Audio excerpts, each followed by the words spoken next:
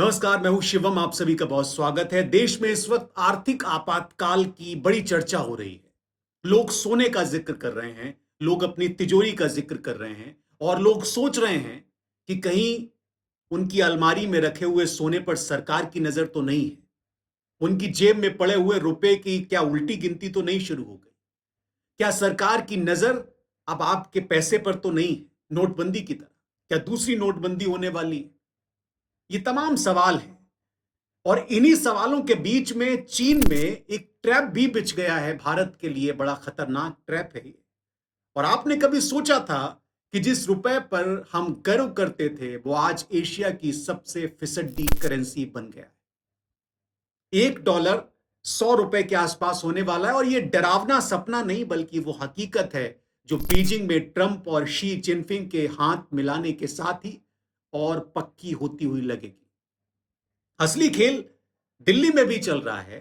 एक तरफ मोदी सरकार आपसे कह रही है कि सोना मत खरीदो और दूसरी तरफ पिछले 5 सालों की वो 3 हिमालयी गलतियां भी छुपाई जा रही हैं जिन्होंने भारत को इस आर्थिक सुनामी के मुहाने पर लाकर खड़ा कर दिया। क्या आरबीआई खुद सोना खरीदकर आपको बीच मझधार में छोड़ रहा है? आज इस G2 कॉन्स्पिरेसी और भारत के आंतरिक पॉलिसी बिट्रियल का वो कच्चा चिट्ठा मैं खोलने की कोशिश करूंगा जिसे सुनने के बाद आपको शायद रातों में नींद ना आए कुछ दिनों तक। ये सिर्फ बाजार का उतार चढ़ाव नहीं है, ये एक साथ 3 आग हैं। बाहर से G2 की लपट, अंदर से नीतिगत अराजकता और नीचे से आम निवेशक का जलता हुआ भरोसा। और सबसे खतरनाक बात, इन तीनों आगों को अलग अलग दिखाया जा रहा है ताकि आप पूरी तस्वीर कभी देख ना सकें। G2 यानी ग्रुप ऑफ टू, दुनिया की दो सबसे बड़ी अर्थव्यवस्थाएं अमेरिका और चीन जब किसी बड़े समझौते की तरफ बढ़ रहे हैं तो मुझे लगा कि इस पर एक और स्टोरी होनी चाहिए। हालांकि मैंने इस पर पहले जिक्र किया है अपनी पिछली स्टोरी में। पिछले कुछ सालों में ट्रेड वॉर, चिप बैन और तनातनी के बाद अब धीरे धीरे संकेत आ रहे हैं एक नई डील की तरफ ये दोनों देश बढ़ रहे हैं।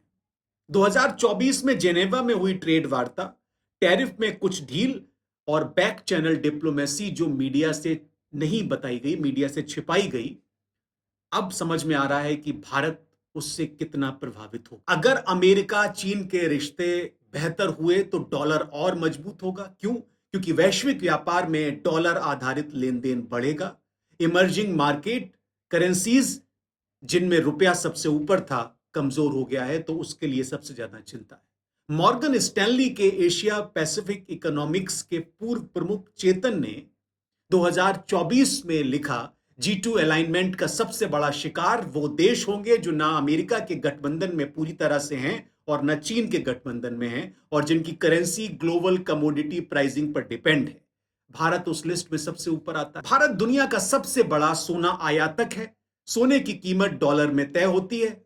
जब डॉलर मजबूत होता है और रुपया कमजोर तो सोना आयात करना देश के खजाने से खून बहाने जैसा है, डॉलर के रूप में। 2023-24 में भारत ने लगभग 46 बिलियन डॉलर का सोना आयात किया। यह हमारे कुल व्यापार घाटे का एक बड़ा हिस्सा था। G2 की साजिश ये नहीं है कि अमेरिका और चीन मिलकर भारत को तबाह करने की योजना बना रहे हैं।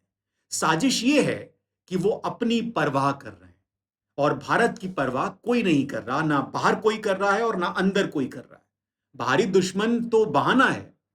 अगर आप और पोस्टमार्टम करेंगे तो असली घाव आपको अंदर मिले। पिछले 5 सालों में भारत की सोना नीति एक ऐसे मरीज की तरह रही है जिसे हर 6 महीने पर अलग डॉक्टर मिला और हर डॉक्टर ने पिछले दवा बंद करके नई दवा शुरू की। पहली भूल जो सरकार की रही वो सोवरन गोल्ड बॉन्ड का यू टर्न था। 2015 में वित्त मंत्री अरुण जेटली ने घोषणा की सोवरन गोल्ड बॉन्ड की, जिसको एसजीबी कहते हैं हम लोग। सरकार की अपील थी कि फिजिकल सोना मत खरीदिए, आप इस बॉन्ड में आप निवेश करिए।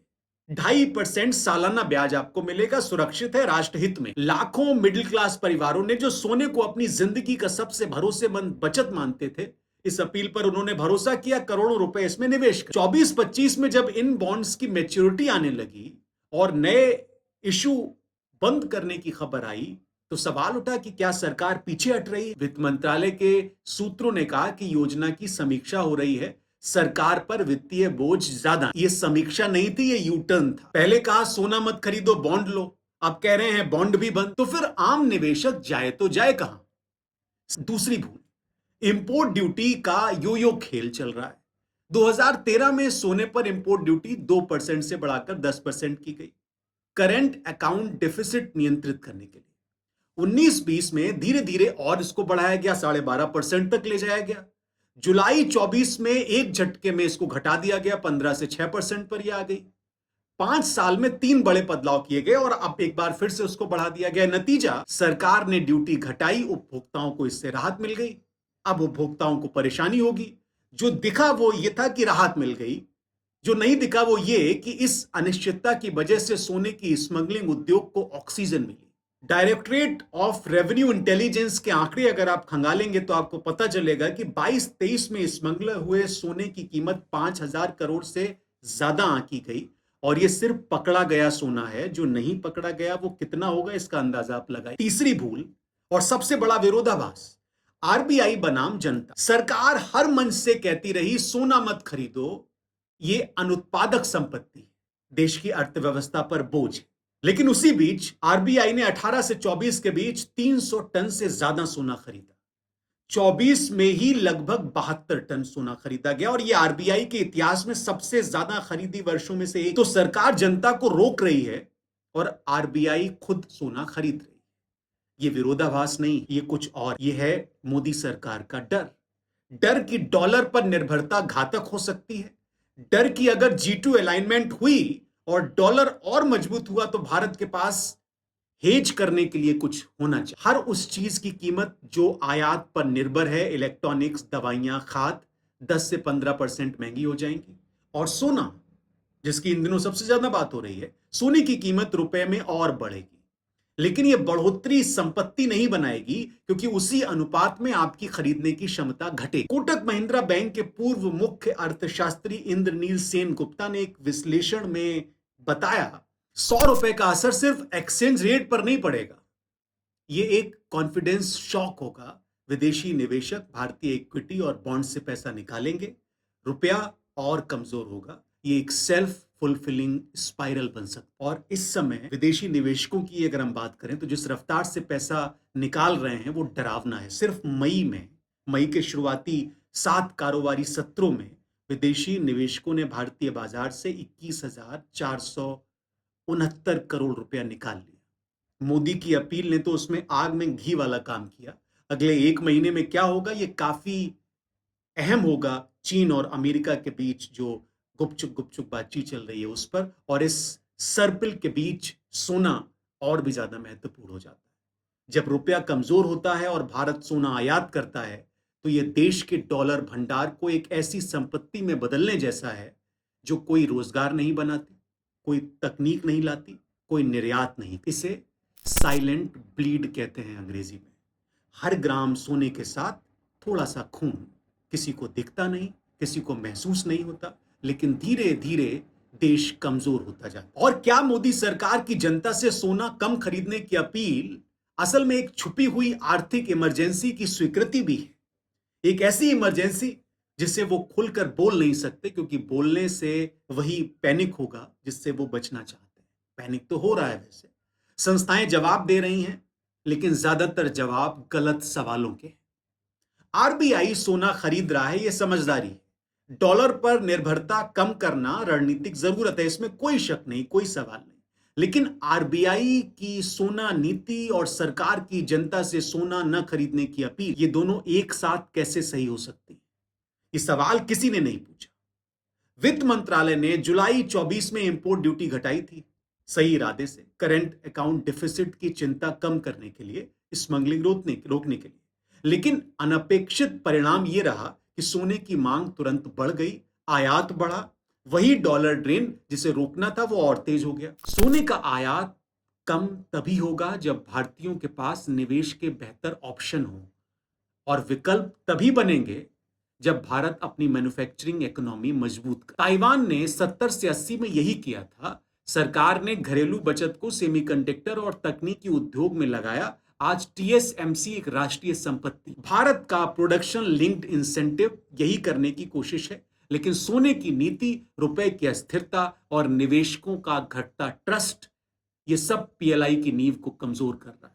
और भरोसा कैसे टूटता है? जब सरकार एक काम करती है और जनता को दूसरा काम करने की सलाह देती है, जो मोदी जी कर। जब नीतियां हर 6 महीने में बदलती हैं, जब G2 जैसी वैश्विक शक्तियां भारत के बारे में नहीं सोचती और भारत की अपनी नीतियां भी भारत के बारे में नहीं सोच, क्या भारत एक ऐसी अर्थव्यवस्था बनना चाहता है जो नागरिक को निवेश मानती है, या एक ऐसी व्यवस्था जो नागरिक को एक वेरिएबल मानती है जिसे मैनेज करना है?